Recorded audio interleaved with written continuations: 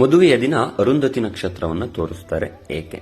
ಅರುಂಧತಿ ಬೆಂಕಿಯಿಂದ ಹುಟ್ಟಿ ಬಂದವಳು. ಇವಳು ತುಂಬಾ ಸುಂದರವಾಗಿ ಇರ್ತಾಳೆ. ಇವಳ ಸೌಂದರ್ಯಕ್ಕೆ ವಸಿಷ್ಠ ಮುನಿಗಳು ಮಾರಿ ಹೋಗಿ ಈಕೆಯನ್ನ ಮದುವೆಯನ್ನು ಸಹ ಆಗ್ತಾರೆ.